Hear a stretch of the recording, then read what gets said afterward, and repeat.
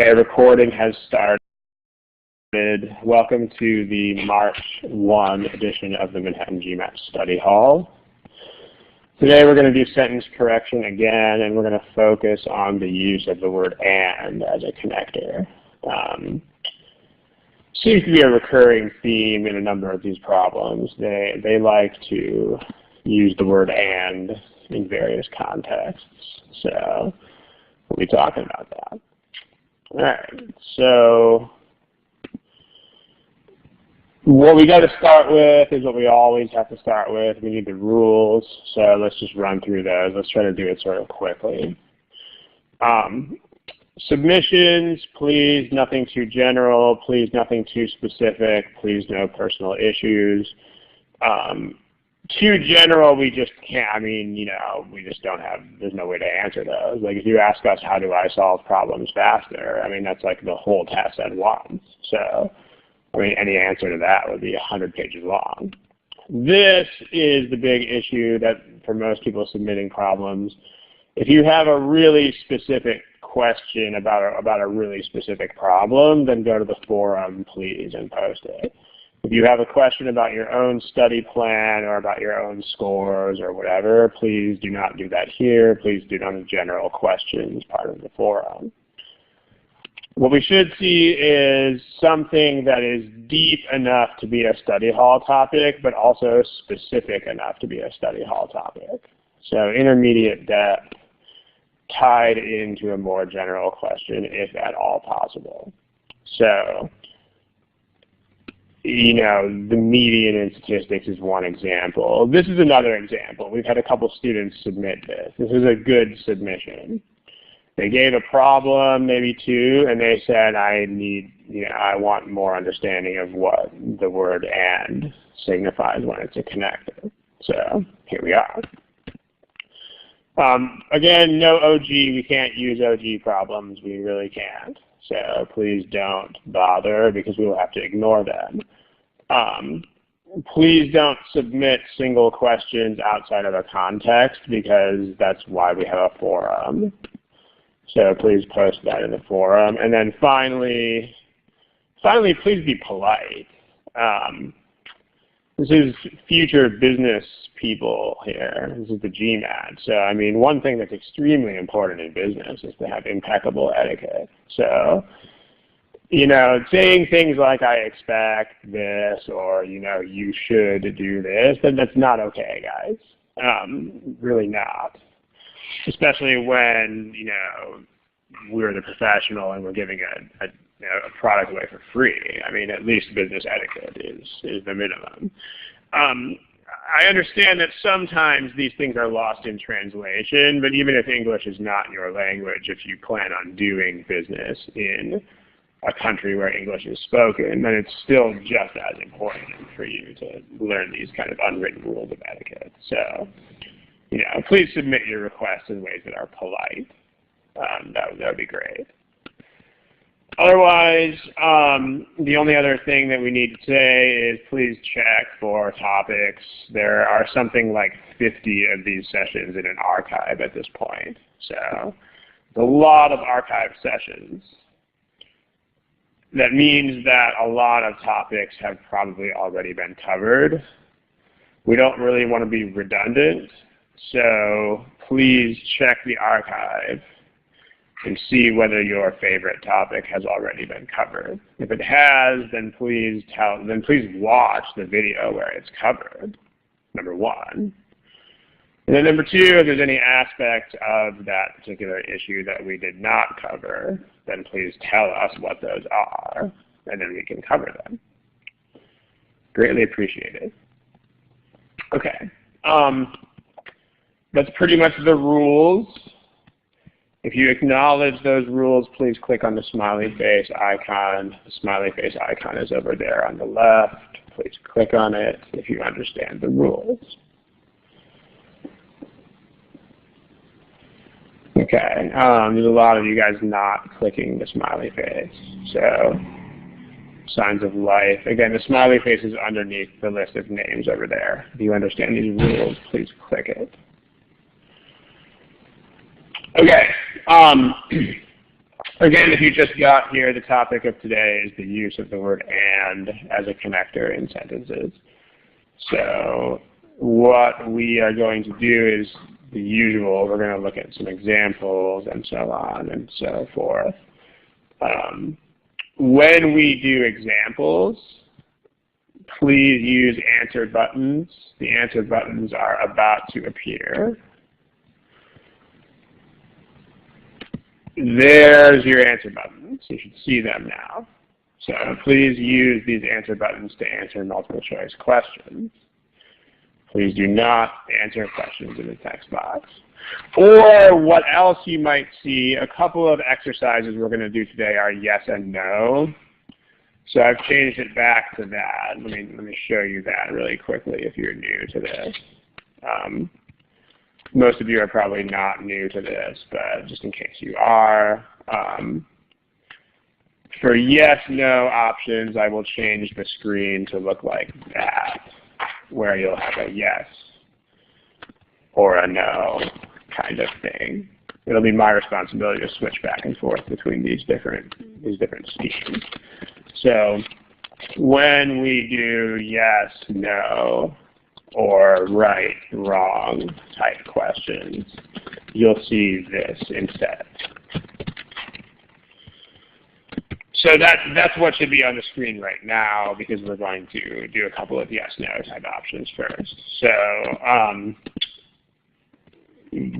smiley face if you guys understand this. In other words, please don't type in the chat box. Okay. Also, please do not click your answer more than one time. This is really important. If you click a second time, then what will happen is you will erase your first click. It will go back to blank, no answer. So if you need to change your answer, you click once on the new answer, but do not click the same answer more than one time in a row. Okay, let's go ahead and get started. Here's a sentence. Somebody tell me in the chat box, what's the significance of this sentence? In particular, according to this sentence, why was I late to work? In the chat box. Truck crashed in front of me on the freeway and I was late to work. Let's see what people say. Okay, yeah, so good. The answers that were coming in here are all very good. This is correct. According to this sentence, I was late for some reason other than the truck crash. Because so this is the fundamental fact that you have to know about the word "and," is that "and," if it's not paired with any other connecting words, connects things that are largely independent of each other. So that's the point that you should get out of this. "And" creates a parallel structure between elements that are, number one, presumed to be independent, unless they're a sequence.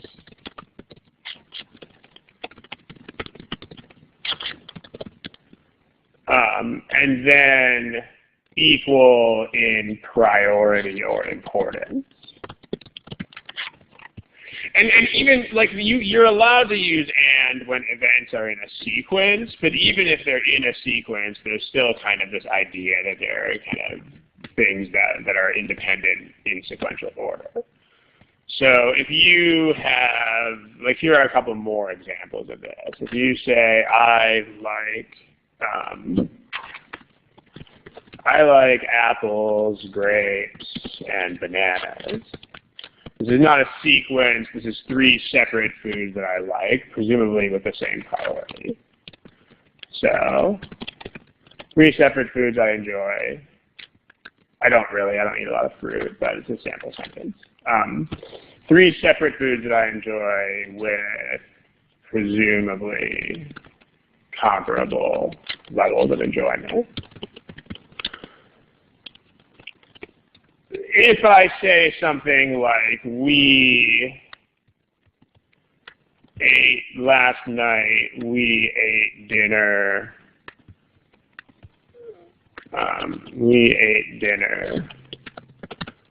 saw a show, and you can put then if you want, went to a club. Then this is a sequence of events. These are 3 sequential events. Still not really dependent on the other. Still pretty much independent. With none subordinate to the other, with about equal priority.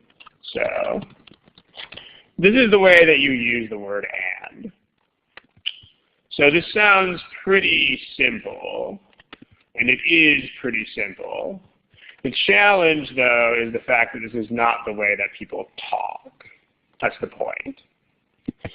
So when people say this kind of thing, if someone says a truck crashed in front of me on the freeway and I was late, they're probably implying that they were late as a result of this crash.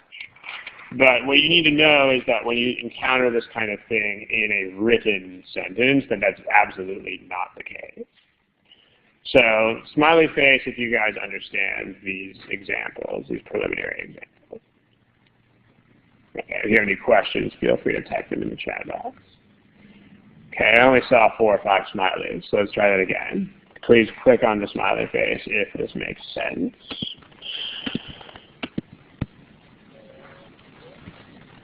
Okay, that's a better response. All right, good. If you want to actually imply that there is cause and effect, there's a couple of ways that you can do this. These are not the only 2, but these are 2 of the more common ways that you will see. So here are 2 common ways in which to indicate cause and effect. The first is to use a modifier. One kind of modifier that's sort of expressly tailored to do that kind of job is this comma ing.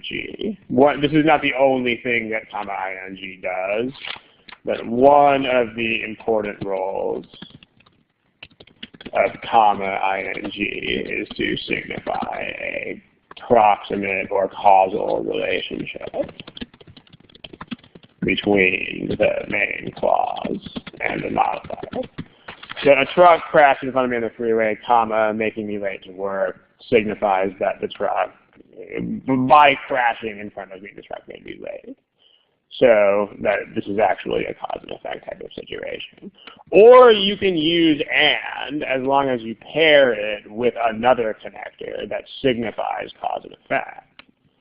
So if you have and thus, or and so, or and consequently, or any of those kind of things. So then you can do that. So and by itself presumes some sort of independence. So alone, the word and implies relative independence. However, you can pair it. You can pair and with other connectors, such as the ones above, to signify this kind of relationship. In the text box is a question about hence. Yes and no. It's correct enough for like the GMAT or for an English learner, but it's not really the kind of thing that you would actually use in this kind of situation. Like hence is more used for like logical consequences of things. So this is direct cause and effect. You don't really use hence for that. Hence is more for stuff that is like logical consequences. Like if you say, I just got a 50% pay cut, hence I will not be able to go on vacation next year. So not really like direct cause and effect. I mean, as you know, the truck crashes in front of me and so, whoa, I'm late. But it's still a result from a logical standpoint. That's how you would use hence. So in this kind of sentence, you wouldn't really, but it's also not totally wrong. So, okay. Kamna says in the first clause and signifies that. I don't think I understand the question that you're asking. I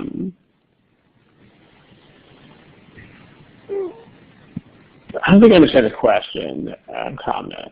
Like when you say and thus, it's the same kind of relationship as this, meaning it's no longer really a parallel structure in terms of priority, but the point here is more the independence of this. Like what we're contrasting here is not the priority thing. When you use this kind of modifier, you may have things that still do have the same relative priority. So it just doesn't have to be anymore. Versus if you have just X, Y, and Z, then these should be things that occupy kind of the same level in your mental hierarchy of importance. But the contrast that we're trying to make here is not so much that. The contrast that we're trying to make here is independent events versus not independent events. So that's the main point. I see that whatever you were typing is gone now, so I think we're good.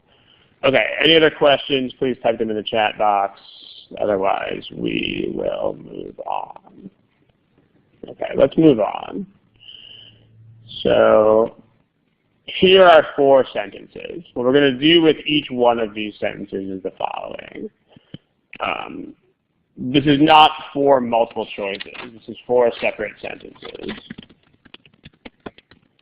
For each one of these, decide right or wrong. And then we're going to use the indicators, the check or X indicators. In a second here. So these indicators that look like that, we're going to be using those in just a moment. So take a look at these and decide whether you think that they are correct or incorrect. Please do not use the chat box to answer this. We're going to go through these one by one and gather the opinions of the class.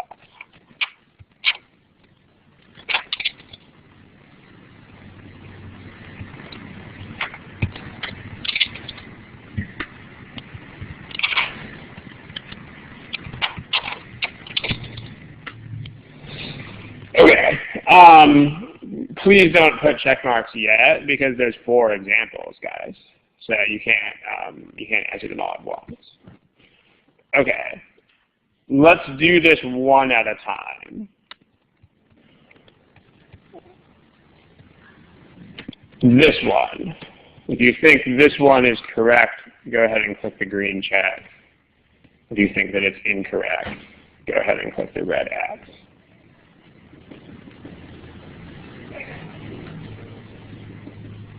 And remember, this is the GMAT. I noticed a couple of you don't have votes. Deepika, Dino, Monica, you guys don't have votes. You have to answer everything on the GMAT, so you should just guess if you have to. Okay, here's what the class thought. Again, there's a lot of non-responses here. There shouldn't be non-responses. This is the GMAT. There's no such thing as a non-response in the GMAT. This one, give me a green check if you think it's okay. If you think it's not okay, give me a red X.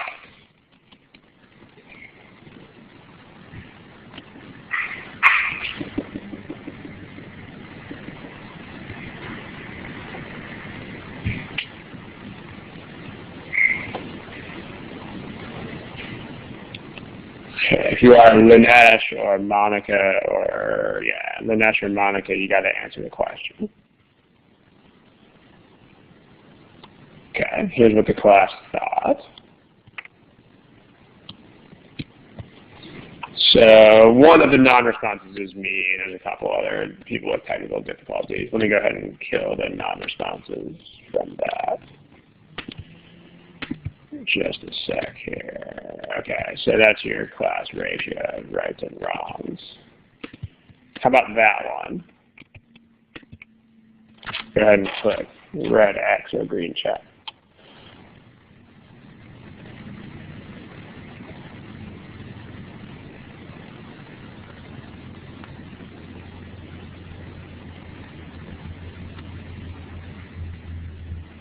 Okay, there's an LS, there's a Wendy, there's a couple people who are away. Here's what you guys thought. So overwhelmingly, people are saying that is fine. And then what about this last one? Go ahead and click the green check or red X, please.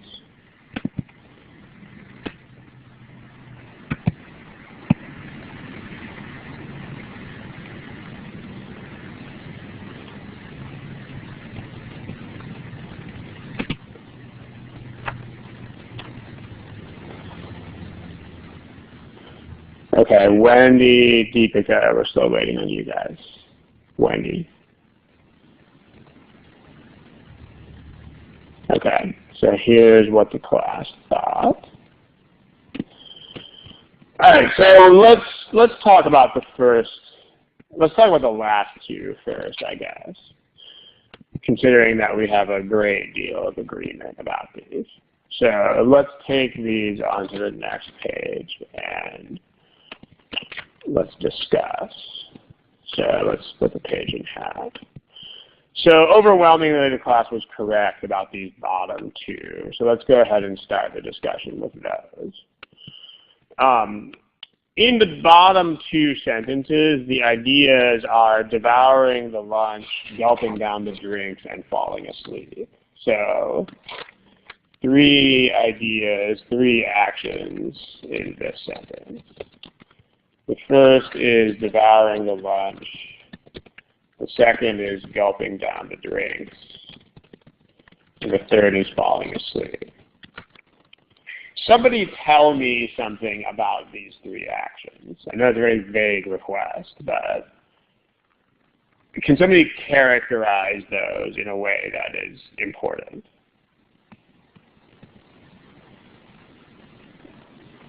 Like, how are those related or not related or whatever? Yeah, they're independent and they're going to be, I mean, the first 2 may not be totally sequential because you can gulp down drinks intermittently with devouring lunch, but they're not related. Yeah, these are 3 independent actions that are separate and that are, you know, none is prioritized over any of the others. So these are 3 separate actions. And none of them is prioritized over the others. And more importantly, none is a component of any other one. So they're basically the same priority level. So nothing is subordinate to anything else here.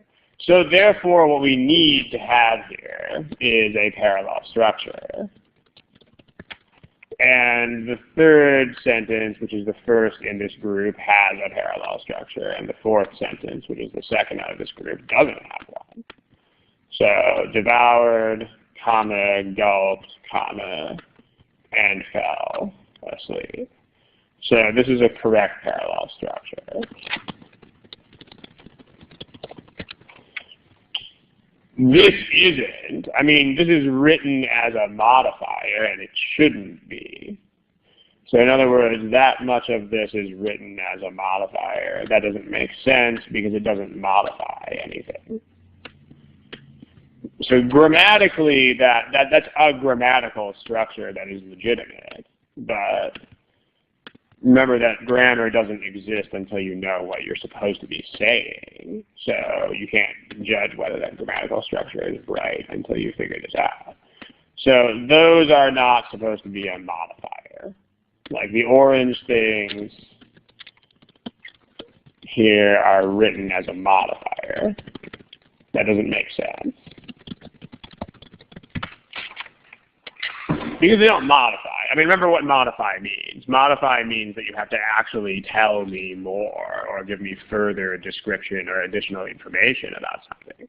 So if I'm using those as a modifier, that would mean that gulping down the drinks and falling asleep would be additional information about how I devoured lunch, and that's false. Like, doesn't modify.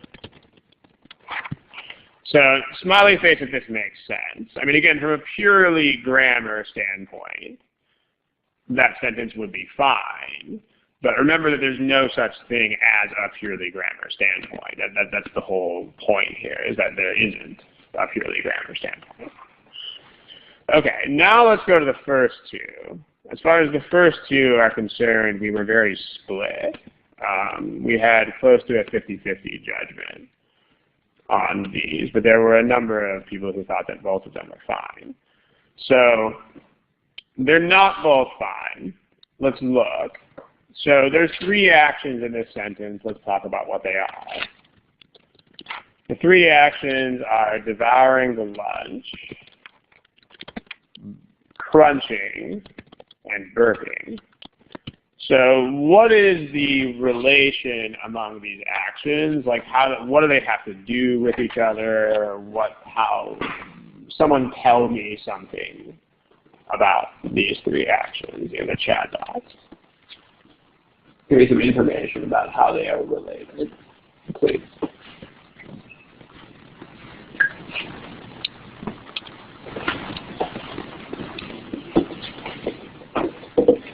Okay, yeah, a couple people are still typing, so we'll wait a second.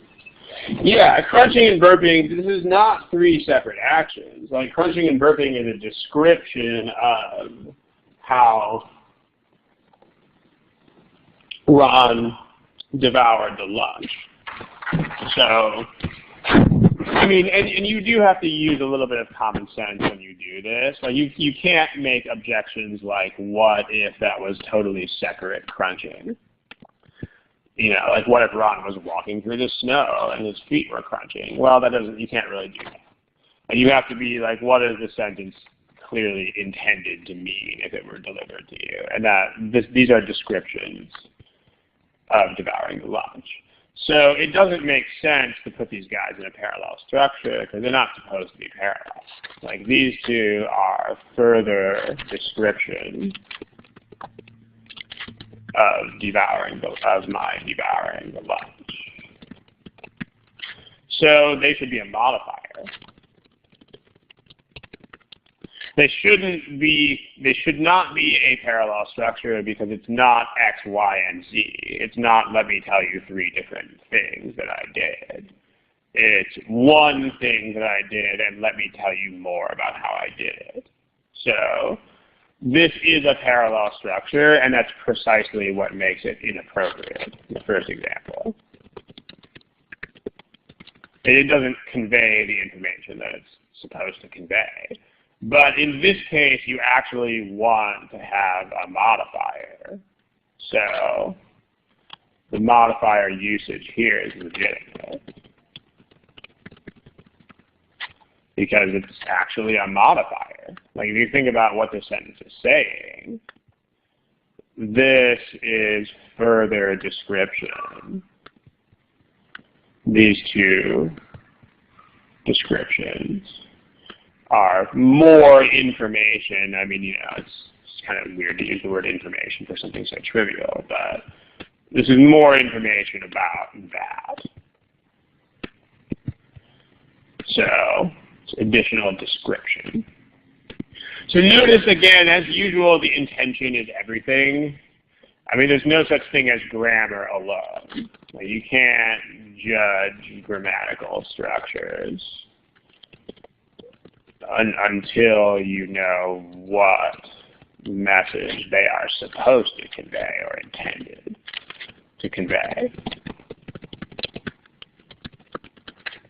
So a very important point. Like, grammar structures work the way they work, but at the end of the day, when you have a grammar structure, it's always going to boil down to, like, this is the kind of structure that you use if your intention is X. And so you do still have to figure out whether the intention is actually X or not. So in the first, okay, there's a question in the box. You cannot, okay, I mean, I'll address this question really quickly, not to get too far off track. Because this, I don't think this kind of thing is really tested on the GMAT. So let's try to limit ourselves to about 1 minute or less of discussing this. But what's incorrect here is the punctuation, because you can't, punctuation is incorrect because you can't have a comma on only one side of a modifier. I mean, unless it begins or ends the sentence. So, for instance, if you have, let me just make this point visually. It's probably easier to do that. If you have something like this, let's make this 4 times.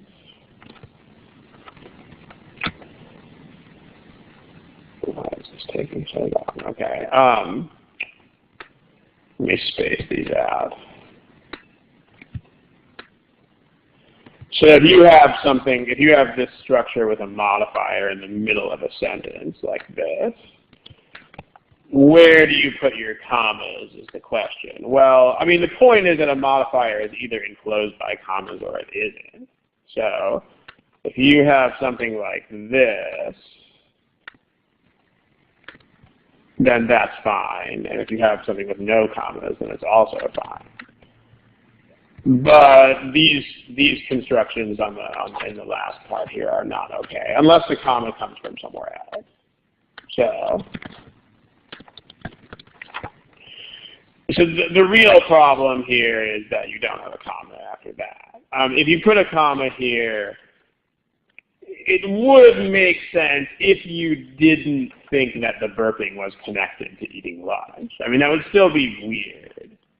Like, it still doesn't seem to be very logical because, I mean, the clear intention here, at least to me it seems pretty clear, is that those two things were going on during lunch. So if that's the intention, this is still wrong because you're putting devoured and burped in parallel and they shouldn't be.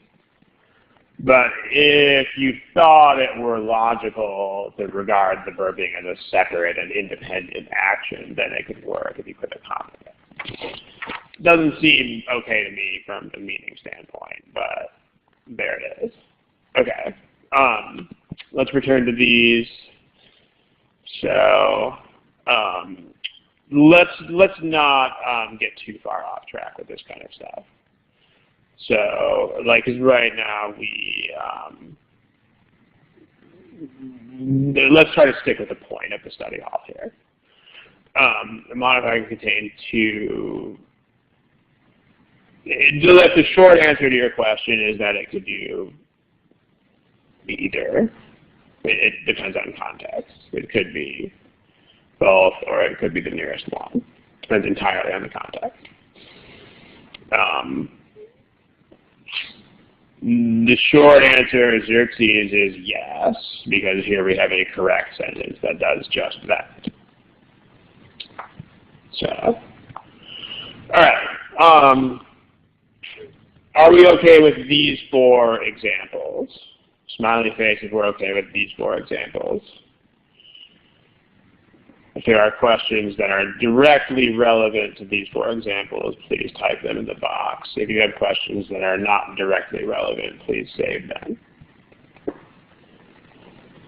Okay, someone is typing, so we will wait.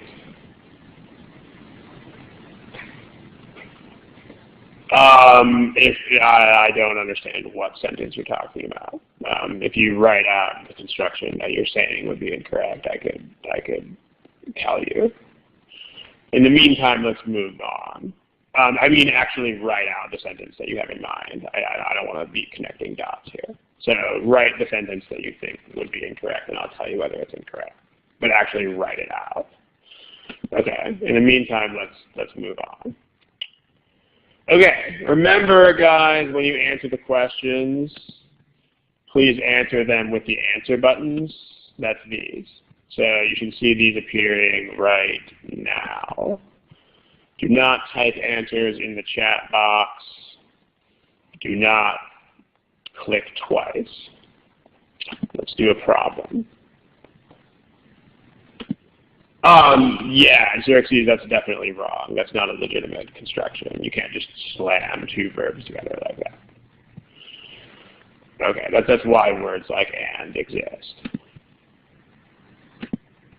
All right, try that.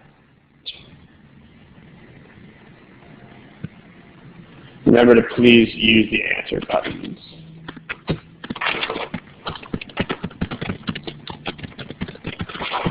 I'll give you a little more time than you probably need. This is more time than you need. I'm giving you 2 minutes. You don't need 2 minutes, but you have it. So I'll be right back.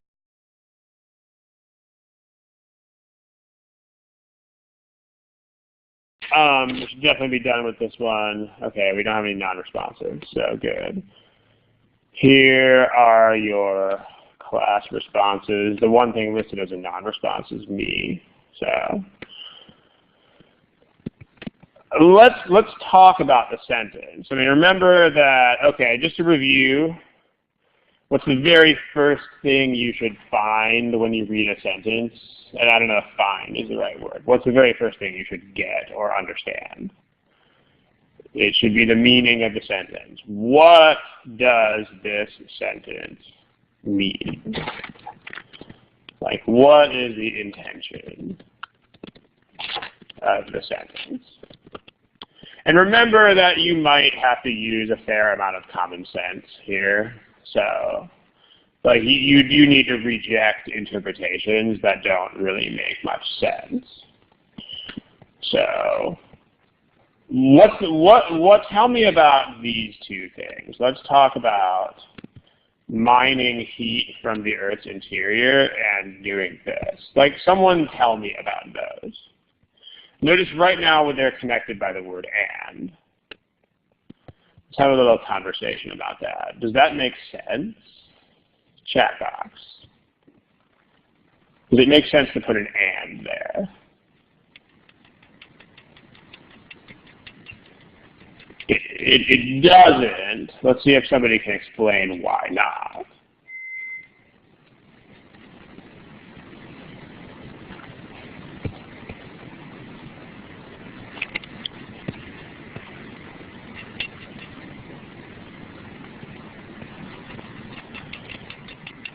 Yeah, I'll wait for a couple more people to type, yeah.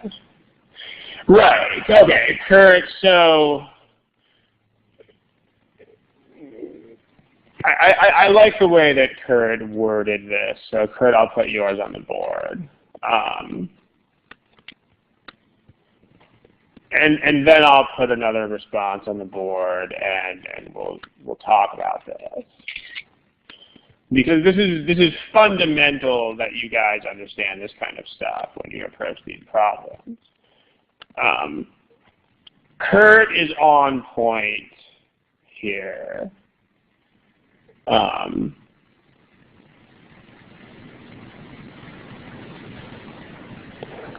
Hold on a second.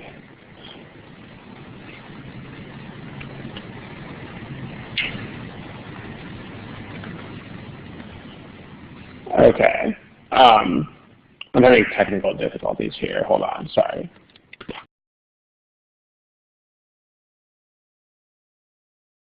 I had to take care of some technical issues. I apologize for the delay. Okay. The intention of the sentence, when you read the sentence, you've got to look at this and you have to take into account two things. And those are, number one, plain old common sense or like real world intuition. So, and then number two, the fact that the sentence is a unit. Like, the sentence is a sentence. And it's a unit in the sense that it should convey, like, some sort of unified meaning. So, I mean, you shouldn't have a sentence that winds up being disjointed and disconnected. So when Kurt points out that mining the heat and implies that mining the heat has nothing to do with producing energy. And that's not reasonable given that this is a sentence. Like, when you read this, you have to pick up on the idea that that's the intention of the writer. It's kind of like when you read this. Like, if somebody wrote this to you, where is it? If somebody wrote to you in an email, a truck crashed in front of me on the freeway and I was late to work. Like, the meaning of the word "and" would imply that these were independent, but when you read the email, you would probably say, and by probably I mean definitely, you would read the email and you would say, clearly that's not what the person means. You know, you can't quantify why this is the case. It's not a formula. There's no kind of rule for making this decision. But what you have to be able to do is look at this and say, you know, common sense tells me that even though it's written like this, that's not what it's supposed to mean. What it's supposed to mean is this is why I was late. So, and that's a very important element of reading these sentences, is basically what one might call common sense. So for the same reason, it's exactly the same kind of thing. If you say a truck crashed and I was late to work, those are not really, the sentence wouldn't be a sentence if those were separate. So same sort of thing here. It doesn't make sense to present this in this sort of way if these were separate actions, because, you know, it would be a nonsensical sentence. You know, especially given that they go on to talk about consequences of this kind of thing. If these were separate, it just wouldn't make any sense. So when you see this, you have to grasp that. You have to grasp that there is an intended message, which may or may not be what the sentence currently says.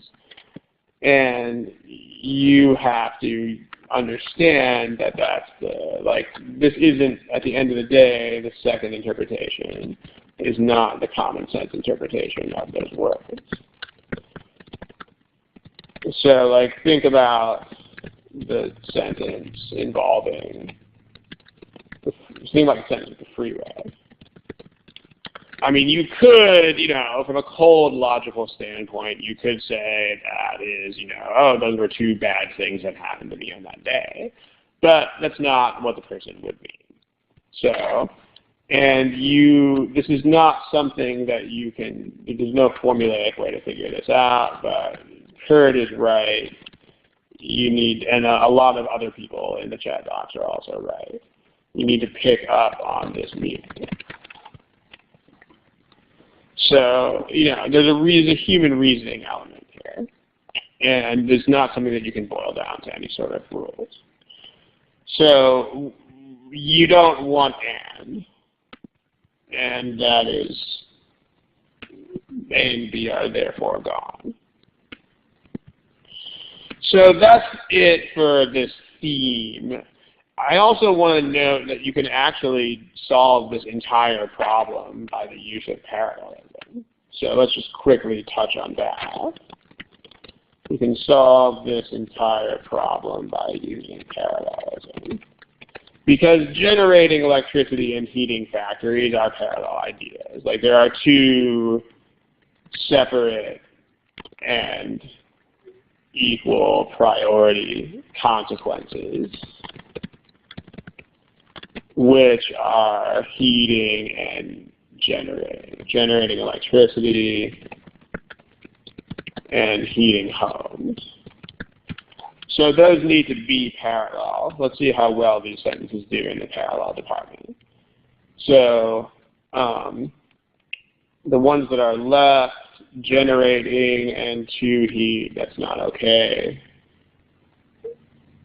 For generating and for heating, that's parallel. For generation, but then and heat. So this would be a verb and this would not be a verb. That's not okay. So for electricity to be generated and to heat, definitely inferior to D. And these are also not written the same way either. Like if this is generation of electricity, then it should be heating of homes and factories. So let's type that out. Efficient generation of electricity, that would go with heating of homes.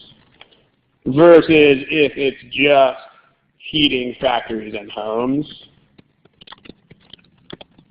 then that should go with generating electricity. You just have to write these in the same way. So the only choice that actually writes these things in a way that's parallel is D. So it turns out you don't even really need the ands here, but it's another consideration that is helpful. Any other questions about this problem? And I mean, do you note the importance of being able to look at this and say, what would an average person be trying to convey to me in this sentence? Because that's where you have to get the meaning from. You can't pull out any meaning that is logically sound, like from a pure math logic standpoint. Any questions?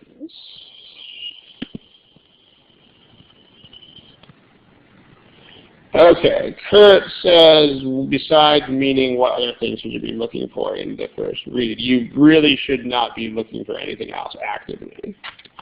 I mean, it's very, very important to read quickly and get what the meaning is, and then use splits in the choices to think about other stuff. So here's the question that Kurt asks.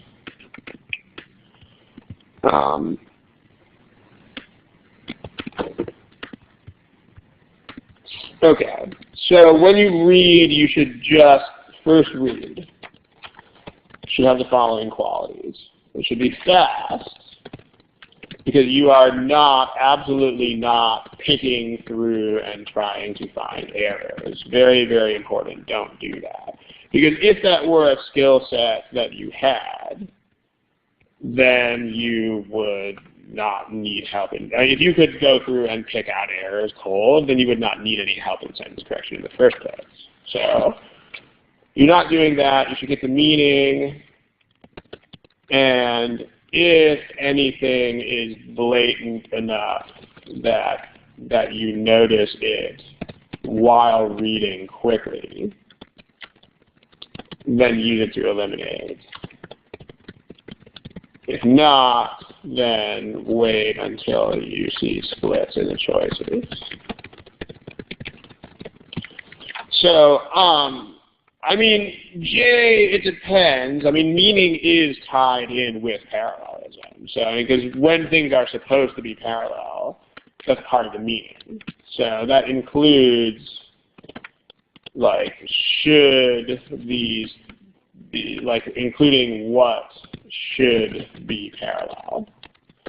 Because that's part of the meaning issue. Like that you have to get as you read the sentence. So for instance, when you read this sentence about devouring lunch, when you read this, you have to pick up on the fact that this sentence down here is A, B, and C. Ron, A, devoured his lunch, B, gulped drinks down, C, fell asleep. When you read this, you have to pick up on the fact that this is not A, B, and C. So like you're not really looking for grammatical parallelism, but what you're looking for is like, oh, this is three things, and so I know from the meaning that this has to be parallel. And by the same token, this has to not be parallel. So, but basically it's a subdivision of looking for what a sentence means.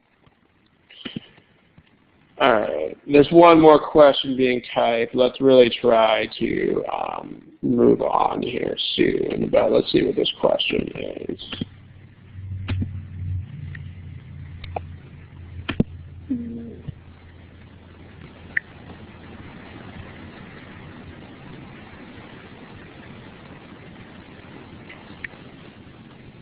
Okay, apparently people are not asking questions anymore. So let's move on. Let's go to this problem. Clear your answers. Please use the answer buttons. Give you more time than you need.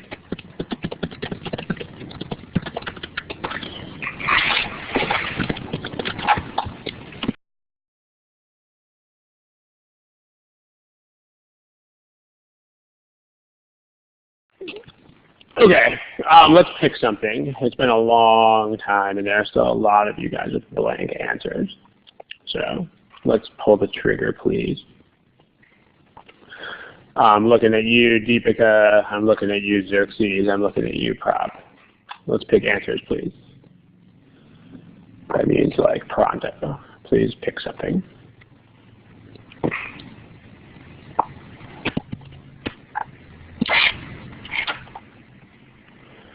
Okay, last call, Deepika, Xerxes. Remember that you cannot leave questions blank on this exam, so.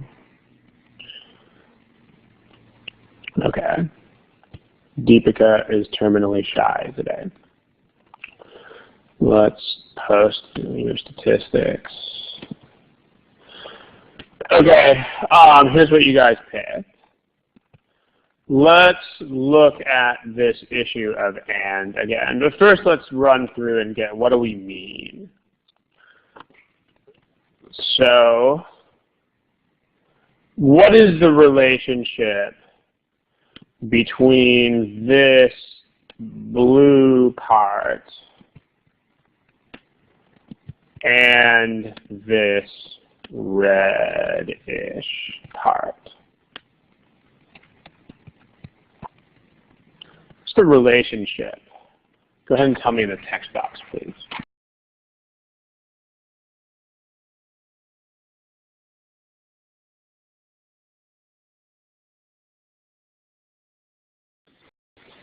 So Xerxes, that's the next step. But right now I mean like how are these ideas related to each other? Let's see if somebody can give me an explanation instead of just a diagnosis. Yeah, the red part is an explanation. It's a very good, Satish is correct. Like the red part is an explanation of the comment made in blue. The blue statement says that these are important in courtship. Well, that leaves open the question of how. How are they important? So the red part gives an answer to that. The red part is here's how they are. So this should most certainly not be and, because these are definitely not separate. I mean, in fact, one of them is an explanation of the other one. So these are about as unseparate as you are ever going to get. So and doesn't work. As Xerxes says, you need to be this should be a modifier. Or other kind of thing. You could also use a colon, for instance. They don't do that here. But a colon is a piece of punctuation that says, hey, explanation on its way. So you need to indicate this relationship with something, modifier, punctuation, something like that. And then the which here doesn't work either because that's not how which works. Which modifies the noun, which would be courtship. So that doesn't make sense.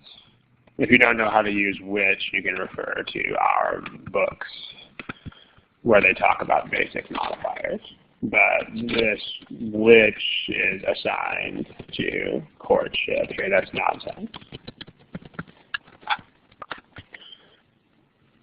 So you have this. Another way that you can use comma ing is if you are elaborating on or if you are giving a more detailed description of the same thing that goes on in the earlier part. So comma ing does a lot of things, but it always involves close relationships to the previous clause. So comma ing basically describe previous clause. So the red words are a more elaborate explanation of the same idea that's in the previous clause. So this kind of modifier makes sense. And it's a good thing it does because the other two kinds of modifiers make no sense. Okay. D versus E. So there are actually three things that are not okay with D. Two of them are idioms, so I'll just throw those at you really quick. Because idioms are only marginally important in the modern version of the GMAT. But like assisting X to verb is not idiomatic. And also,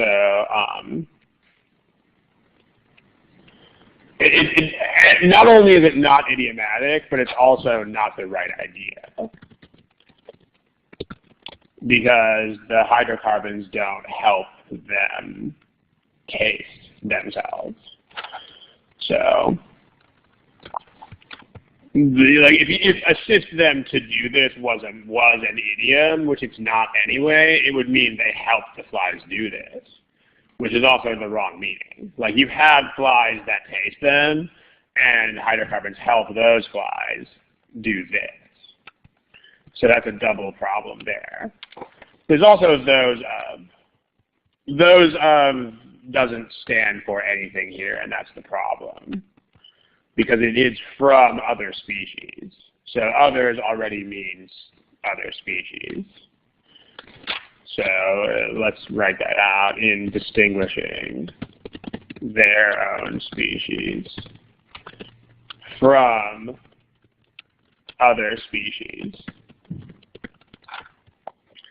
So this is what the word others means already.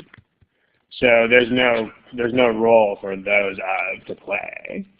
This is already others. So those of doesn't stand for anything. It's just marooned. It doesn't stand for anything at all here. Any questions about this? The main relevance to today's lesson is this idea that and is, again, incorrect. Because these are not separate. These are definitely not separate ideas. So there you go. Let's look at something else.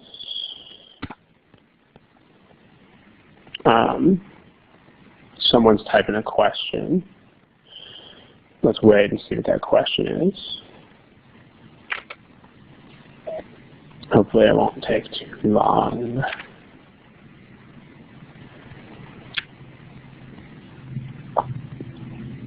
Okay, I'll give you guys about 10 or 15 more seconds to finish typing your question here.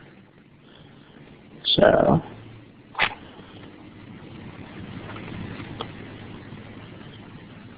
okay, yeah, that's what comma INGs generally do. They modify the whole idea of the preceding clause. So this is not an exception to anything. So the short answer is yes. Let's look at this example here. This one is apparently one of the problems that's in GMAT Prep and the official guide. So go for it.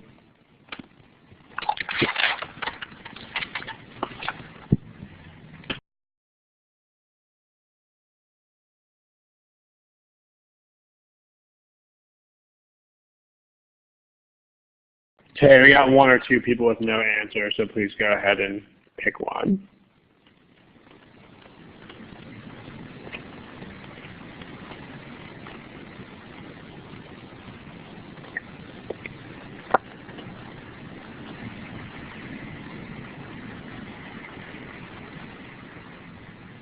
Okay, here are your class statistics.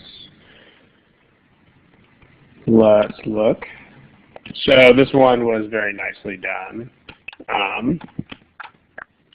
So first I want to point out that you can actually solve the whole problem with simple parallelism again. So let's just do that really quickly and then let's talk about and. So, but you can actually solve this whole thing with basic parallelism.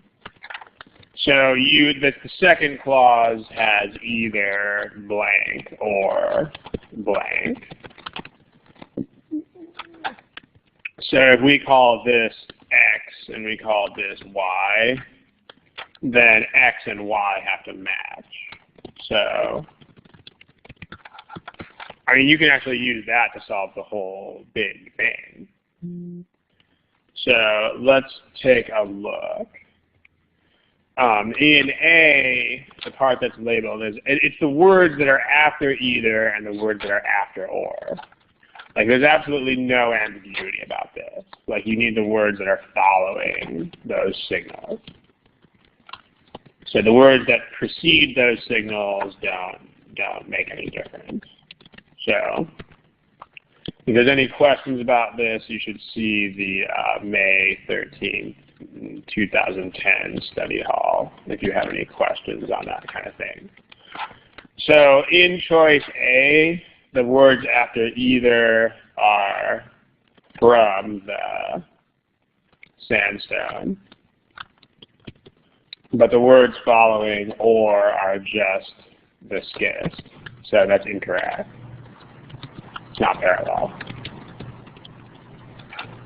In choice B, the words following either are just the sandstone, but the words following or are from the schist. It's the same problem that A has, but it's just the other way around. C, the words following either are fashioned from, and the words following or are just the schist. So not parallel. In D, the words following either are fashioned from again, but the words following or are just from the schist. That's not parallel. But in E, the words following either are from the sandstone, and the words following or are from the schist. That's parallel. So you're done. And we're going to talk about the and issue, but all you need here is parallelism and you are good. So now let's talk about the issue of and or not and. Let's do that. So notice in 3 of these choices, you've got a modifier, comma, fashioned, and in the other 2 choices, you have and. So the question is, which one of these do I want? Should I have a modifier, or should I have and? Well, here are the 2 ideas. So the 2 ideas are this idea of like how old they are and what they're made of. So number 1, the images are like X number of years old, like from the time of Y empire. The other idea is the images are made from one of 2 types of rock. Tell me about those ideas in the text box, chat box. Tell me a story about those two ideas. Relation, no relation, independent, just one of them describe the other one. Tell me a story.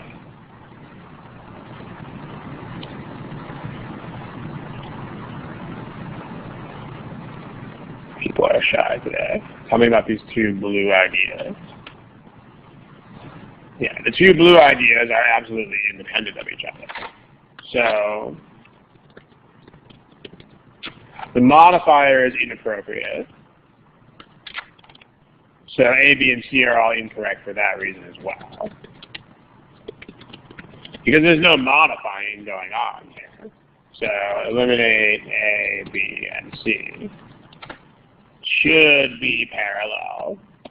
In other words, this means that you have to pick a choice that creates a parallel structure for these things, even though the original sentence doesn't have one. Because again, that's the meaning. So the meaning is, let me tell you two totally separate things about these images. Number one, they are this old. Number two, they are made of this stuff. This is number one and number two. That have like nothing to do with each other. So even though the original does not have a parallel structure, you have to make one. And it's important to realize it's kind of like the sentences with devouring my lunch. You have to realize when you read the sentence, like what is the intention? When are these ideas like A and B and C type of thing, and when are they dependent on each other? Because you have to make those decisions before you start judging grammar. So again, it's kind of like this right here, where before you judge these things, you have to come up with this decision that these are three things that are separate, but these are not. So that's why it's imperative to understand the meaning first, because otherwise you have no idea which structures are correct and which structures are incorrect.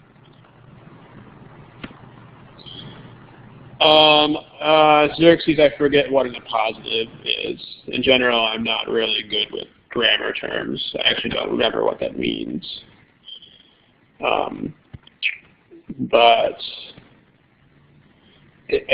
I don't think anything. These things are participles, so there's nothing here that I don't remember what an appositive is. But these are not appositives, whatever it is, because these are participles. Oh, if you learned it from my site, what I do if I need to explain something is I Google it and I write about it, and then I kind of forget it again. Like I don't remember names at all. So because you don't need to know names to judge these things. So if I ever use a name like that, I can guarantee you that I just looked it up like 5 seconds before that. But these are not that. Like these are actually what are called past participles. So I think you're barking up a different tree there. Let's try to get to at least one more example and then see how we're looking at time here. Let's try this one.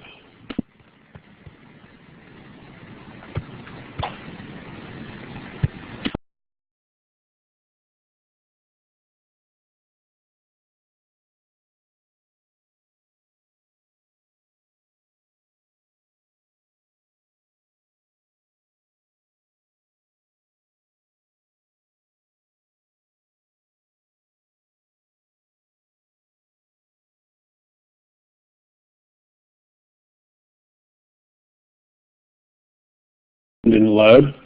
Okay, question is there.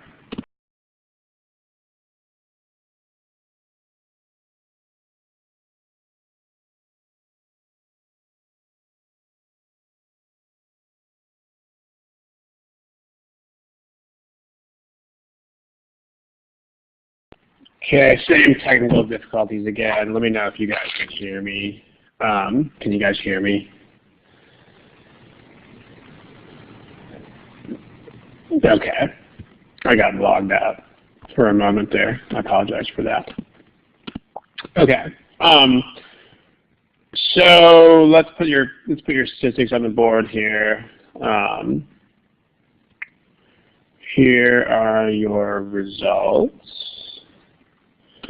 So we have a lot of B here, and that's a good thing. Let's look at the AND. Again, we have an AND here, and we have a modifier,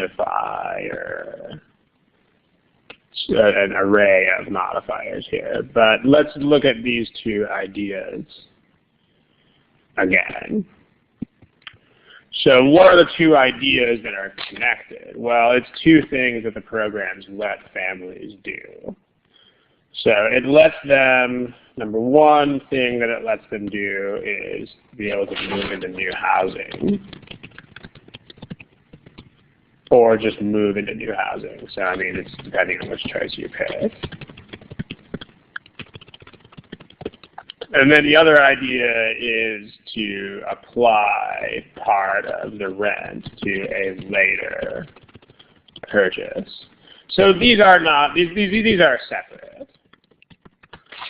I mean, you can't reasonably claim that one of these is dependent on the other one. Because one of them is they can move in right away. And the other one is, you know, after they've been there for a while and paying rent. I mean, these are not even related ideas, because one of them is about moving in, and one of them is about what they do with rent money. So these are separate. So if we realize that, then we know that we're looking at another situation that requires AND. So we want the AND that leaves us with only A and B. So we want AND. Only A and B remain. If there are any questions about that, feel free to put them in the text box. Between A and B, I'll make a long story short. Maybe we can smash out another problem here. This says enable, and this says to be able. So that is one of the most redundant things I've seen in a long time. You can't enable someone to be able to do something. I mean, you can allow, you can make them able to, or you can enable them, but not both. So A is redundant. Any questions about that stuff? If not, we can probably smack out one more problem here in the time that we have.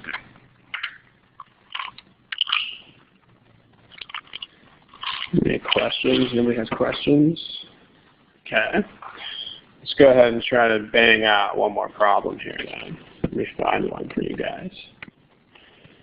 How about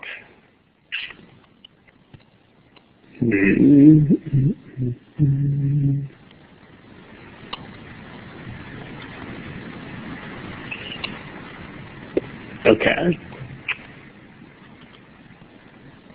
How about this? This one's cool. This one requires some careful attention to certain aspects of its meaning. I don't want to give too much away at the moment, but you need to think about this one think about the meaning of this one kind of carefully. So I'll give you a little bit of time. Go for it.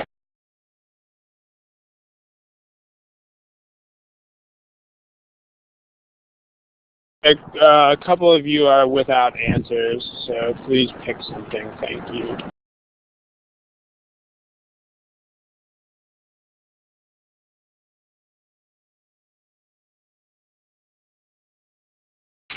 Okay, let's discuss. I'll go ahead and put your statistics up there on the board, and then we will have a little chat here. Here are your statistics. There you go. So there's more different opinions, I guess I would say, on this one, but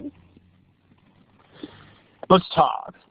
We have an and then we have a not and. So let's concentrate on that. These are modifiers, and these are not modifiers. So let's talk about this.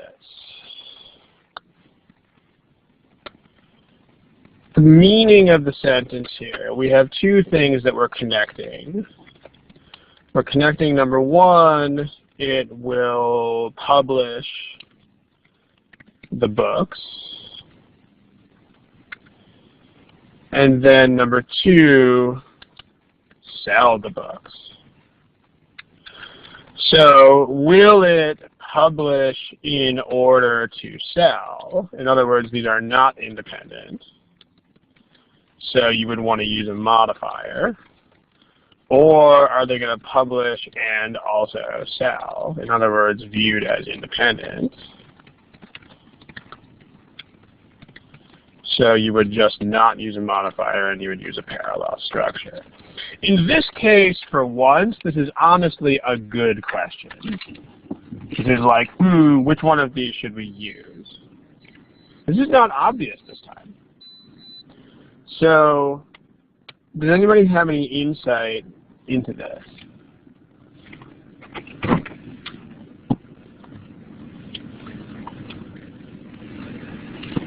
Because if there were no other context clues, then you could actually make a legitimate case for either of those.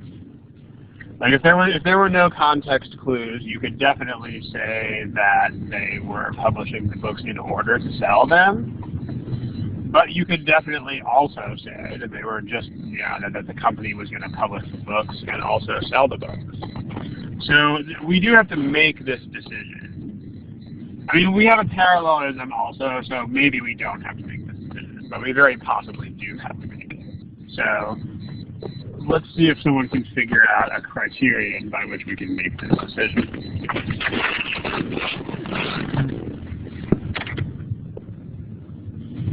Chat box. Any ideas? Here's a hint. Look at the other context in the sentence. Like it matters what the rest of the words are. Jay, tell me about that. Like, what in the rest of the sentence makes that true? I mean, you're correct, but we need something more. Because this is not so much common sense. Like, this could be either. Because if I say that a company publishes books and also sells them, then that is totally legit. But if I say a book publishes books in order to sell them, then that's also legit. It just depends on what the company means. So, copies that can be printed upon purchase, not really, because that's what the consumer does. So that's not really relevant. Let me tell you, we kind of got to close up shop here pretty soon, so let me clue you guys into this a little bit here. What you want to be looking at here is this. You're talking about a digital imprint division of a company under which these things happen.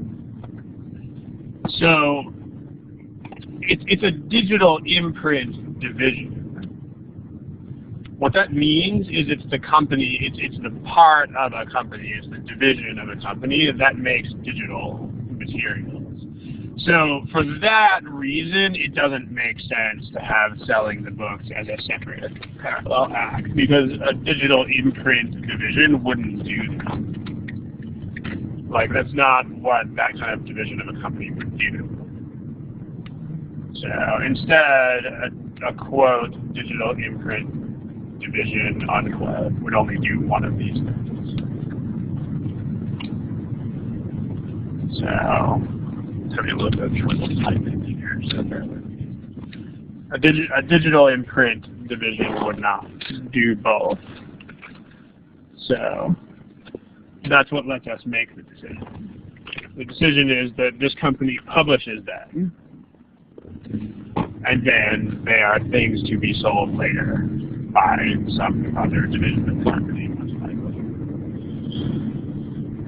So that means we don't want the ones that say and. The ones that say and are not legit. Any questions about that? If you have them, go ahead and type them in the text box. Crab says this. Crab says, I am confused between these. would probably be confused because those are not actual structures. Can anybody answer Prab here? Can anybody explain to Prab here what are the actual structures that you're actually looking at? Like either as and as either are not actual structures. What are the actual structures? Can anybody explain to Mr. Prab? Yeah, it's just either X or Y again. It's kind of like our problem here about the images in India. So it's the same sort of thing. It's just either X or Y. And X and Y have to match. So this is the same idea. So let's put that on the board here. Right there. There's no such thing as either as. Like you're dividing these things up in ways that it just doesn't make sense to do. So this is why, I mean, people, this is what happens. I mean, my kind of amateur diagnosis of this situation here is that you're trying to learn way too many little things. Because this is one of the most fundamental things that you can learn is parallelism. So if you're thinking that either as and as either are actually structures that exist, that indicates that the way you're learning about this stuff doesn't make sense. Like it's indicating that you are actually thinking that sentence correction is like 95,000 little structures. And it's not. It's a relatively small number of large themes. And one of those really large themes is parallelism. So you have to be able to recognize these kinds of basic structures where they occur. If you don't, then, like if you're asking questions like this, what that means is that the focus of your studying is not right. Like it means that you, instead of trying to learn themes, it means you think you have to learn like 100,000 small things.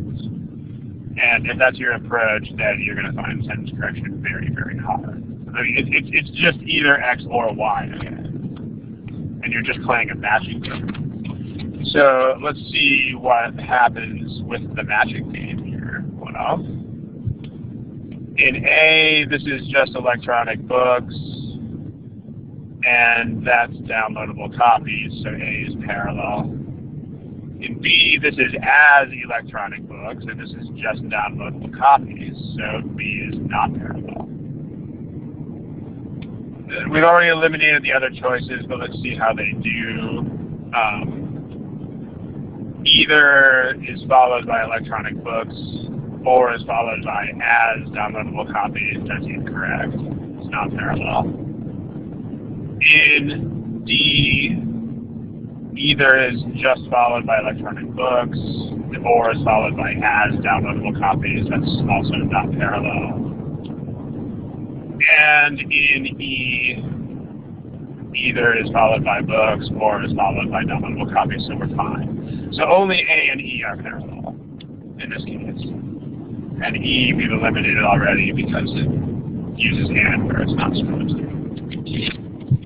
So only A and E are parallel. So that's a I just misspelled parallel. Way to go, dyslexia. This is a very, very big deal if you are not seeing basic parallelism and you are seeing it as this kind of thing instead. Like that means that you actually have to change up the entire way that you think about studying sentence correction. Because sentence correction is not 90,000 small things. It's a few major themes. Can you have either as X or as Y? Yeah, you can, definitely. I mean, as long as they match, then, and as long as it fits into the rest of the sentence, then yes. Yes, you can. Okay. It's basically quitting time, but if anybody has any quick questions, it's a lot of words starting with Q at once. Quitting, quick questions. It's basically quitting time, but if you have any quick questions, feel free to ask about this problem. Otherwise, we are going to wrap this session up. So,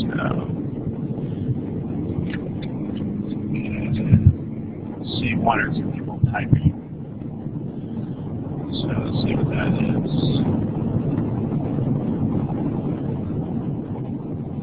If you don't have questions, thank you very much for attending, and I hope to see you again in the following edition.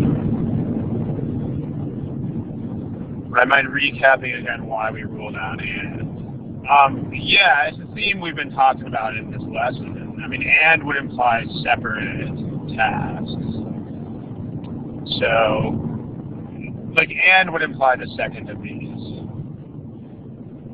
And would imply that these are separate independent tasks.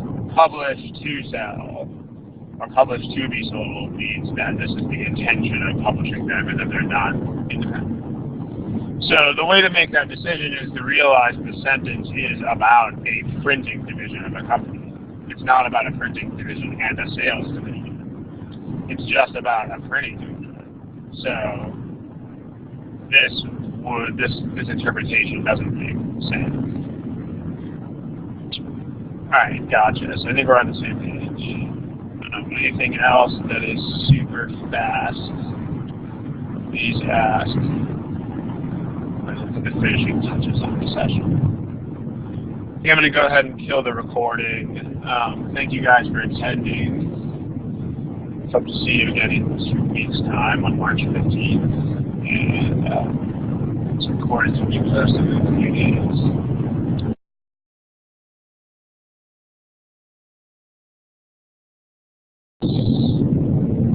Alright guys, that's it. I'm going to turn off the recording.